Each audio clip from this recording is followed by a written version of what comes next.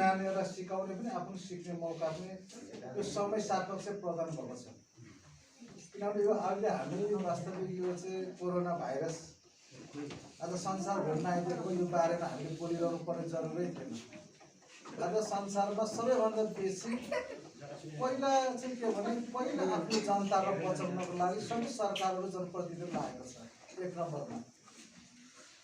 2 नम्बरमा अब शिक्षालाई पनि सञ्चालन गर्नुपर्छ है, शिक्षा स्वास्थ्यलाई पनि अगाडि बढाउनुपर्छ भनेर चाहिँ सबै सरकारहरू नेपालको मात्रै होइन सारा विभिन्न देशको अन्तर्राष्ट्रियको तपाईँहरूले समाचार के अरे मोबाइलमा ठ्याक्कै चाहिँ युट्युबहरू कुन कुन समाचार हेर्ने भनेर तपाईँले थाहा पाइहाल्नुहुन्छ। त्यो सँगसँगै अहिले बेसी फेरि चाहिँ के भने मृत्यु दर र सङ्क्रमण पनि बढिरहेको छ यो कोभिड-19 यो भाइरसले गर्दाखेरि। र यसलाई कसरी चाहिँ न्यूनीकरण पनि गर्ने र जनताहरूलाई यो रोगबाट मुक्त गर्नको लागि पनि र यो न्यूनीकरण घटाउनको लागि पनि सँगसँगै विकास र शिक्षा स्वास्थ्य खानेपानालाई अगाडि बढाउनु पर्छ। होइन भने यो रोगबाट सारा सबै नेपाल मात्रै होइन आज मयौं भन्ने देश राष्ट्रहरू पनि धुरु रोइरहेको छ। र यो बारेमा लेटाङ नगरपालिका अथवा नेपालको शिक्षा बोर्डले पनि धेरै समाचारहरू र हामीलाई दिने निर्देशनहरू पनि हामीसँग अहिले नेपालमा प्रजातन्त्र आइसकेपछि लोकतन्त्र गणतन्त्र देश संघीयतामा गयो। एउटा संघीयताको एउटा हिसाबले स्थानीय सरकारको प्रमुखले पनि हामीले पहिलाचोटि त क्वारेन्टाइन बनायौँ, अब अहिले कोभिड अस्पताल बना भनिरहेको छ, अब आइसोलेसन बना भनिरहेको छ, अब स्कुलमा पढाइ गर्ने कसरी पढाइ गर्ने जनताहरूलाई यो चाहिँ मुक्त गर्नको लागि न्यूनीकरण यहाँबाट चाहिँ मृत्यु नहोस् भनेर चाहिँ हामी त्यो प्रतितिर पनि बेसी हाम्रो ध्यान आकर्षण भएको छ। तर त्यो सँगसँगै पनि फेरि सबै नानीहरूलाई घरमा राखेर होम क्वारेन्टाइनमा होम आइसोलेसनमा स्कुलै नपठाउने भन्दा पनि यहाँ बेसी के भने नानीहरूको जुन दिमाग जति वृद्धि हुँदै जानुपर्ने जति नानीहरू फुर्ती क्रियाकलापहरू देखाउँदै जानुपर्ने त्यो चाहिँ फेरि घटेको र नानीहरूको सुस्त मनस्थितिहरू भएको र के उमेर गएको विद्यार्थीहरू भाइ बहिनी युवाहरू फेरि विसङ्गति र कुलतमा फेरि चाहिँ फर्किँदै गरेको त्यो खालको तथ्याङ्क पनि अहिले सरकारले देखायो। त्यो सँगसँगै अहिले सरकारले चाहिँ अब विद्यालय खोल्नु चाहिँ पर्छ, तर कसरी खोल्ने भन्ने कुरामा चाहिँ सञ्चालन गर्ने भनेर वैकल्पिक शिक्षाको अवधारणा लिएर पनि सुरु गर भन्ने कुरा गर्यो। त्यो जहाँ सुरु हुन्छ जस्तो इटरी नगरपालिका जस्तो उर्लाबारी नगरपालिका हाम्रै गरौँ न, हाम्रै यो पूर्वको या हाम्रै मोडको मात्रै गऱ्यो भने बेलबारी नगरपालिकामा पनि हुन्छ, महानगरपालिकामा हुन्छ। त्यो जहाँ हुँदैन एउटा लेटाङ नगरपालिकामा त्यो खालको वैकल्पिक शिक्षा हामीले गर्न सकिन्न। जहाँ हुन्छ मिक्लाजु गाउँपालिकाले गर्न सकिएन, जहाँ केराबारी गाउँपालिकाले गर्न सकिएन, जहाँ अहिले हामीसँग नगरपालिका भए पनि प्रशस्त हामीसँग सेवा सुविधा र हामीसँग चाहिँ के अरे हरेक सबै जनताहरू चाहिँ शिक्षित भए तापनि हाम्रो आर्थिकको कारणले गर्दाखेरि पनि हामीले वैकल्पिक यो चाहिँ शिक्षा सुरु गर्नका लागि पनि हामीलाई कठिनाइ भयो। त्यो कठिनाइको बावजुद पनि आज हामीले सकेसम्म लेटाङ नगरपालिकाले अब पैसा हुनेले अब त्यो पनि तपाईँको के अरे मोबाइलहरू किन्नु पर्ने, तर कुन मोबाइलले मात्रै चलाउन सक्ने, ठुलो मोबाइलले मात्रै होइन, त्यो मोबाइल पनि त्यो के भनेर त्यसको पावर हेड होइन त्यो हेरेर मात्रै गर्नुपर्ने, त्यसलाई पनि लगभग 10,000 देखि माथि पर्ने खालको त्यो सबै विद्यार्थीको बुवाआमाहरू त्यो किन्नका लागि सबै चाहिँ के भने अब नसक्ने अवस्था पनि देखियो। अनि हामीसँग विद्युत नपुगेको अवस्था पनि देखियो होइन, हामीसँग चाहिँ के एफएमहरू पनि चाहिँ के अरे ठाउँ ठाउँमा नभएको कारणले गर्दा पनि हामीले वैकल्पिक चाहिँ के अरे शिक्षा चाहिँ के अरे सञ्चालन गर्नको लागि कठिनाइ भयो। अनि नगरपालिकाले हामीले विचारिक पनि हामीले छलफल पनि गऱ्यौँ कि एफएमको राख्ने हो कि भन्ने कुराहरू पनि गऱ्यौँ, तर सबै कुराहरू गर्दा पनि हामीले नसकेको कारणले हाम्रो किन नसकेको भन्दाखेरि लेटाङ नगरपालिका बेलबारीले सक्ने लेटाङ नगरपालिकाले नसक्ने भन्ने कुरा त होइन, तर हाम्रो भूगोलको हिसाबले गर्दाखेरि पनि हामीले सकिएन। जहाँ आज हाम्रो एउटा स्कुलमा जुन सरकारले नीति ल्यायो थोरै भएको विद्यार्थीहरूलाई मर्ज गराउने, यति वर्षको विद्यार्थीहरूलाई आधी घन्टा 1 घन्टाभन्दा बेसी नहिँडाउने, बरु गाडी किन्ने, सारा व्यवस्था गर्ने, स्कुल मर्ज गर्ने भन्ने नीतिहरूले, तर यो कोरोनाले गर्दाखेरि आज त्यो सबै नीतिहरू डामाडोल भएको छ। तर कुनै बेला सरकारले मर्ज गराउँछ। तर मर्ज गराउँदाखेरि पहिलाचोटि हामीले उठेर भन्ने गर्थ्यौँ कि एउटा चाहिँ के भने हाम्रै भोक्टेली वाराङ्गी र केही चाहिँ 8 नम्बरबाट जातेको माथि ज्यामिरे समलातिर हेर्ने हो भने, भालुखोपतिर हेर्ने हो भने मर्ज गराउने स्कुललाई बुवा आमाले पढाउन नसक्ने अवस्था छ, त्यहाँ चाहिँ राखेर त्यो सरकारले जिम्मा लिनुपर्छ भनेर हामी त्यो पनि छलफल गरिरहेको छौँ। त्यसले गर्दाखेरि त्यसकै बावजुद पनि आज हामीले वास्तविक यो भोक्टेलीमा हामीले सुरु पोइन्ट पहिलो प्राथमिक चाहिँ के भने कम्तीमा पनि एक कक्षालाई अनि 2, 3, 4, 5लाई 45 दिनमा सक्ने खालको यो जुन आज सुरेशजीले नेपाल सरकारकै एउटा चाहिँ के भने एउटा चाहिँ शिक्षा मन्त्रालयबाट चाहिँ यसलाई चाहिँ वैधानिक रूपले पास गरेर जुन आएको छ, वास्तवमा यसलाई यो पढाउँदाखेरि यो तरिकाले एक्जाम दिँदाखेरि पनि सजिलो हुने र बुवाहरूले पनि सिक्ने र आफूले पनि सिक्ने भन्ने कुराहरू आएको छ। यो आएको कुराले चाहिँ अघि केही साथीहरू भन्नुभएको छ कसरी गर्ने हो भन्ने कुरा पनि आएको छ। अब यो घरमै बसेर पढाउँदाखेरि पनि सकिन्छ सकिँदैन, यसमा सबैभन्दा बेसी सपोर्ट अब चाहिँ के गर्नु अभिभावकले गर्नु पर्यो। म त यो अर्पण भन्छु, यो भोक्टिनी र वाराङ्गी र केही जातिको माथिल्लो भागलाई चाहिँ अब विद्यार्थीलाई भन्दा अभिभावकलाई बढाउनु पर्छ म भन्दैछु। अब हुन त अब हाम्रो पनि सकियो जस्तो छ। अब यो कोरोना अब 2 वर्ष कति वर्षसम्म हामीलाई पनि थाहा छैन, कसलाई पनि थाहा छैन। अब भ्याक्सिन इन्डियाले झिको भर्खर भन्दैछ, कोही बेला अमेरिका भन्छन्, कोही बेला चाहिँ के अरे रसियाले झिक्यो, चाइनाले झिक्यो भन्छन्। अब यो अहिलेसम्म यथार्थ चाहिँ के भने भ्याक्सिनको कुरा पनि चाहिँ के भने सत्य तथ्य आएको छैन। यो कतिसम्म जाने हो, अब यो चाहिँ हामी यसरी भेला हुने कि नहुने भन्ने कुरा छ। अब कुनै ठाउँ मैले भनेको जोर र बिचोर पनि गरेँ होइन, जोर र बिचोर गाडी कुदाए जस्तो चाहिँ के भने विद्यार्थीहरू लिएर पनि पढाएँ। केही चाहिँ के भने मावि र चाहिँ निभावी चाहिँ के हो भने अब तपाईँको चाहिँ प्लस लेभल र 12लाई पनि समय मिलाएर पनि पढाएँ। तर तपाईँले समाचार हेर्दै गर्नुभएको होला, एकै एउटा विद्यालयमा 30 जनालाई कोरोना भाइरस देखियो। अब त कसले जिम्मा लिने भन्ने कुरा छ। अब यो फेरि अब अरू विदेशतिर चाहिँ कस्तो पनि होइन, बेसी चाहिँ ज्येष्ठ नागरिकताहरू चाहिँ र यो अलिकति रोगीहरू भनौँ न अलिकति ज्येष्ठ वृद्धहरू तयार पारेका छौँ। यसलाई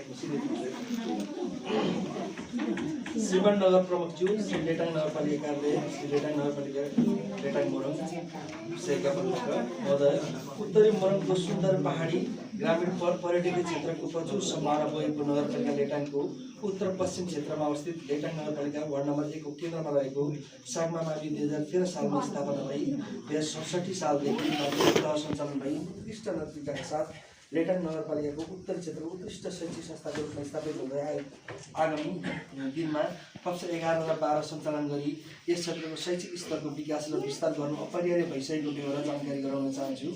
लेटाङ नगरपालिका कार्यालय लेटाङ मोरङ शिक्षा शाखा लेटाङ नगरपालिका पहाडी ग्रामीण विकास संस्था उत्तरी मोरङ लेटाङ वार्ड नम्बर 1 को कार्यालय वातावरण संरक्षण शिविर एका नेपालद्वारा भइरहेको सहयोगको उच्च सम्मान गर्दै हार्दिक आभार व्यक्त गर्दछु।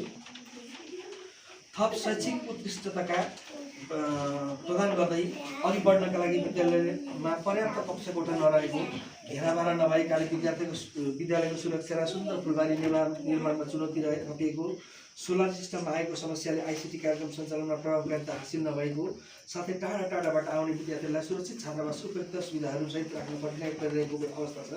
यसर्थ विद्यालयमा देखिएका तपसिल समस्याहरू कार्यहरू समाधानका लागि विशेष अनुरोध गर्दै ती अनुरोधहरूलाई सकारात्मक रूपमा लिई आवश्यक सहयोग गर्नुहुने पूर्ण विश्वस्त रही यो ज्ञापन पत्र पेश गर्दछु। तपसिल विद्यालयको घेराबारा, छात्रावासको व्यवस्थापन, सोलर सिस्टम व्यवस्थापन। अब यसलाई अलिकति मैले जोड्न चाहेँ। अब हाम्रो स्कुलमा अहिले कस्तो छ भने जब 200 भन्दा बढी विद्यार्थीहरू छन्, त्यसको आधीभन्दा बढी विद्यार्थीहरू चाहिँ छात्रावासमा बस्ने गरेका छन्। छात्रावास चाहिँ पुरानो जीर्ण अवस्थामा छ। यो यसपालिको पानीले गर्दाखेरि सबै छात्रावासमा पानी पर्ने पानीभित्र छिर्न थालिसकेको छ। अब आउने दिनमा अब आउने बर्खामा चाहिँ हामीले यी बालबालिकाहरूलाई ती 100% बालबालिकालाई कहाँ राख्ने भन्ने समस्या छ। उनीहरू धाउन पनि सक्दैनन् होइन, 2 घन्टा 2.5 घन्टा 3 घन्टाको बाटो हिँडेर आउनुपर्ने अवस्था छ। अब उनीहरू अरूतिर राख्ने अवस्था पनि छैन, उनीहरू डेरा बस्ने अवस्थामा पनि छैन, उनीहरूको आर्थिक अवस्था पनि एकदमै कमजोर छ। अनि उनीहरूलाई चाहिँ त्यो छात्रावासमा हामीले राखेर अहिलेसम्म राम्रै भएको छ। तर यसपालिको पानीले त्यसलाई पुरै बिगारिदियो। सबै चुइने अवस्थामा छ। अब यसलाई अलिकति मर्मत सम्भावना व्यवस्था पनि गर्न पाएदेखि पनि उनीहरूलाई राख्न सजिलो हुन्थ्यो होइन। अनि त्यसको साथै के छ भने अब यी जीर्ण भएका भलहरू यताको बर्खामा प्रायः सबै पानी चुइन थालेका छन्। बर्खामा अब क्लास बिदै गर्नुपर्ने अवस्था हुन्छ। अब पानी परिसकेपछि क्लास स्कुल बिदा हुने अवस्था छ। अब हामी राख्न सक्दैनौँ, पानी पर्छ, सबै पानी चुइहाल्छ होइन। त्यसले गर्दा त्यसको साथसाथै अहिले सोलर सिस्टममा चलेको स्कुल हामीले लाइन पनि तानेको थियो। लाइनको चाहिँ तार चोरी भएको कारणले गर्दाखेरि अलिकति आलु घटेबाट टाढाबाट आउँदा लाइन कहिले आउने कहिले थियो। सोलर चाहिँ पुरै ड्यामेज भयो। हामीले टेक्निसियन लाइलेटाङबाट पनि बोलायौँ, उहाँले चाहिँ कम्पनीमै गएर सम्पादन गर्नु होला भनेर भन्नुभएको छ। अब कम्पनीमा पनि हामीले अब खोजेर कम्पनीको त्यो भेटिएको छ नि, कम्पनीमा सम्पर्क गरेर पनि गर्नेछौँ गर्दैछौँ। तर लाइन नहुँदाखेरि के छ भने आइसिटी हामीले पारेको थियौँ। आइसिटी पारेको चाहिँ प्रोजेक्टबाट चाहिँ हामी अलिक नम्बरमा आउँछौँ भनिरहेको छौँ उहाँले। तर त्यसलाई जोड्न लाइन चाहिन्छ। लाइन नभएको कारणले गर्दाखेरि चाहिँ हामी त्यसलाई थापिराखेका छौँ। यी यस्तै कुराहरू समस्याहरूले अब जेलीको सागमा स्कुल सागमा सम्भावना धेरै छन् होइन। तर समस्या पनि छन्, समस्याभित्र चुनौतीहरू पनि छन्। अब यसमा चाहिँ नगरपालिकाबाट विशेष सहयोग पायो भने चाहिँ हामी सबै सागमावासीले आभारी हुन्छौँ भन्ने कुरो राख्न चाहन्छु। धन्यवाद।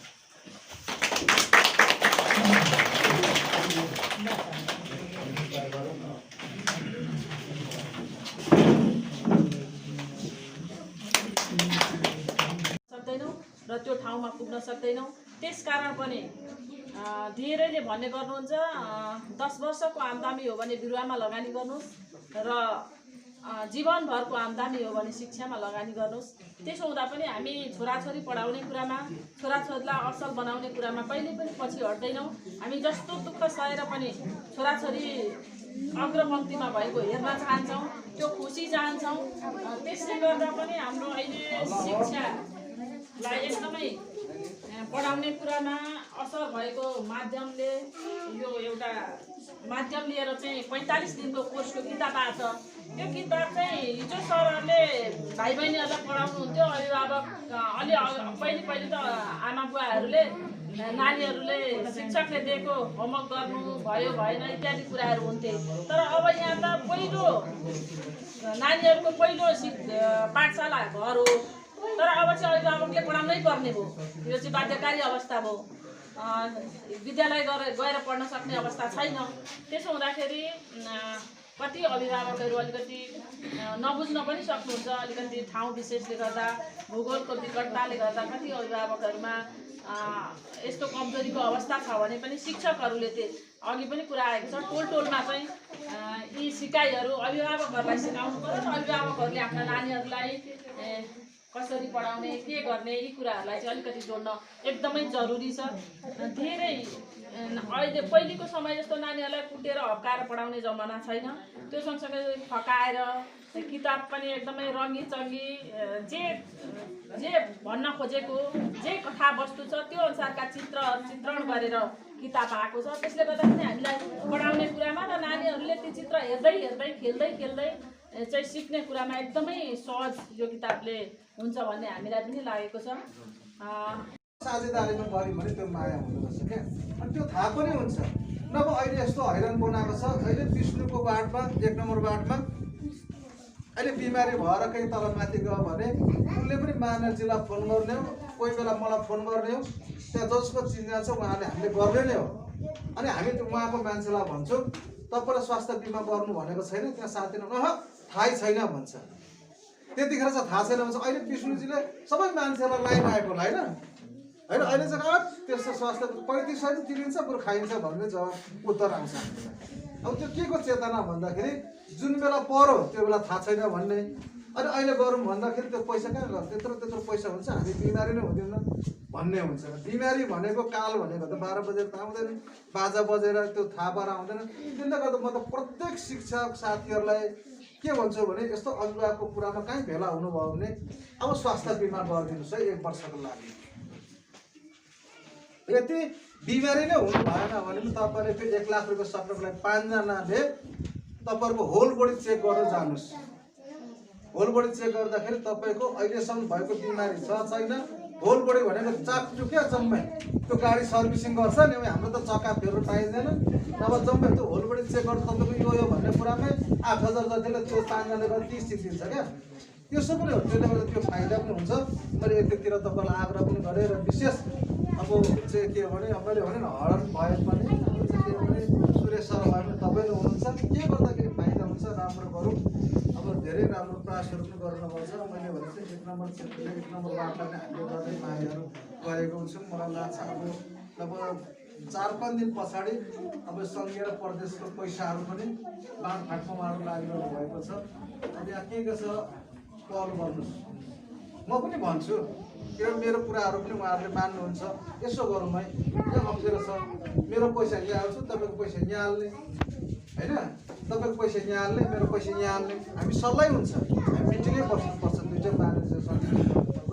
त्यसले गर्दाखेरि तपाईँहरूले सबैभन्दा ठुलो कुरो कुन पहिला हो मलाई लाग्छ। अहिले त्यो रुखहरू पनि अलिकति ढाल्ने पनि सबै ढाल्ने पनि होइन, मजाले अगाडि ढालेर त्यो चाहिँ जुन छात्र चाहिँ बास छ त्यो साथीहरूको अब टिन हाल्ने र अलिकति त्यसलाई पनि अलिकति राम्रो गर्ने रोड रकम लगाएर बसौँ पढ्ने खालको चाहिँ बनाउनै पर्छ क्या। बस्ने चाहिँ घिन लाग्ने कुरा, बस्ने पानी सुयो भने त्यसको अर्थ शिक्षाको जति लगानी गर्ने अर्थ हुँदैन होइन। अब त्यो हिसाबले त्यता गरौँ ल। र यिनै कुराहरू राखेर विशेष यो कार्यक्रमको चाहिँ अब जसरी सुरेश सरले 1 नम्बर वार्डले केही पैसाहरू छुट्याएको रहेछ, अनि मलाई चाहिँ यहाँ चाहिँ वार्ड अध्यक्षले भन्दै खैर मेयर साहब तपाईँले भनेको मान्छे प्रत्येक वार्डमा 1-1 लाख भनिदिनु न भन्नु। के पर्दैन वर्षको 12 लाख रुपियाँ 10 क्लाससम्ममा त्यो 5 क्लाससम्म 9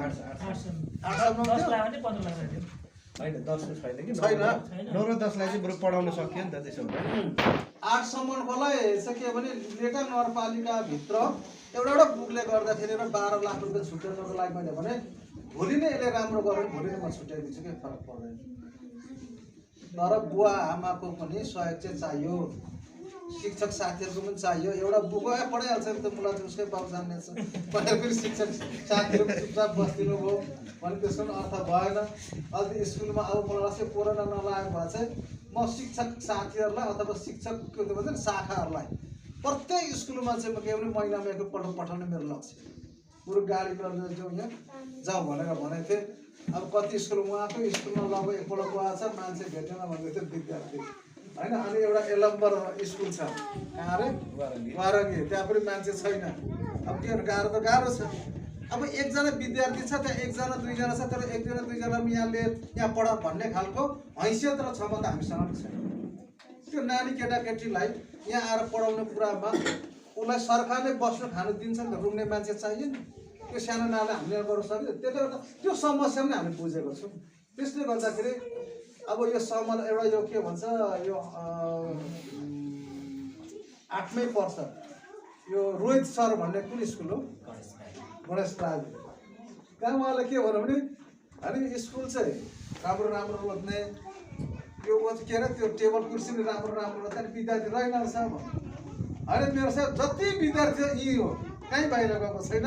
अब के गर्नु त मैले, कि त त्यहाँ त अब सन्तान चाहिँ वृद्धि गरिदियो भन्नु पऱ्यो, नभए होइन जति छ यी छ पढाउँदैछ भन्ने कुरा हो।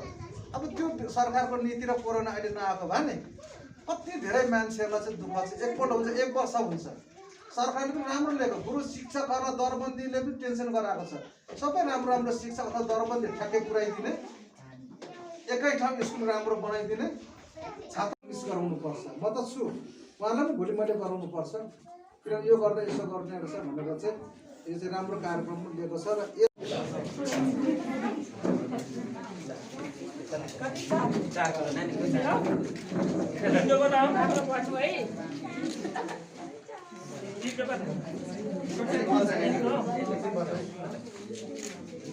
कति दुईको नानी दुईको